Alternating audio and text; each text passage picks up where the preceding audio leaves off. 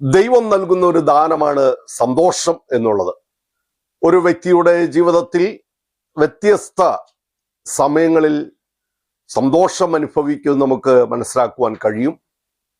പുതുതായി ഒരു വീട് പണി കഴിപ്പിക്കുമ്പോൾ സന്തോഷമുണ്ടാകുന്നു. കുടുംബജീവിതത്തിലേക്ക് പ്രവേശിക്കുമ്പോൾ വളരെ സന്തോഷം അനുഭവിക്കുന്നു. തനിക്കൊരു തലമുറ ലഭിക്കുമ്പോൾ സന്തോഷം ഉണ്ടാകുന്നു. അങ്ങനെ വ്യത്യസ്ത തലങ്ങളിൽ സന്തോഷിക്കുന്ന അനുഭവങ്ങൾ മനുഷ്യനുണ്ട്.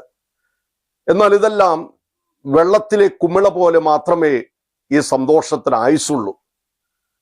സന്തോഷം നഷ്ടപ്പെടും. എന്നാൽ വിശുദ്ധ വേദപുസ്തകത്തിൽ ദൈവം നൽകുന്ന ഒരു സന്തോഷത്തെക്കുറിച്ച് വായിക്കുവാനായിട്ട് കഴിയുന്നു.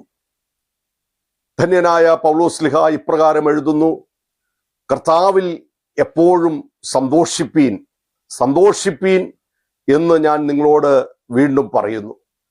അതേ പ്രിയമുള്ളവരെ, ഈ ശബ്ദം ശ്രവിക്കുന്ന എല്ലാവരുമായുള്ളവരെ, ലോകം തരുന്ന സന്തോഷം നിമിഷ നേരത്തേക്കുള്ളപ്പോൾ, വെള്ളത്തിലെ കുമിള പോലെ മാത്രം ആയുസുള്ളപ്പോൾ, ദൈവം നൽകുന്ന സന്തോഷം ദീർഘമായതാണ്, അളവില്ലാത്തതാണ്, അത് നിത്യമായതാണ്.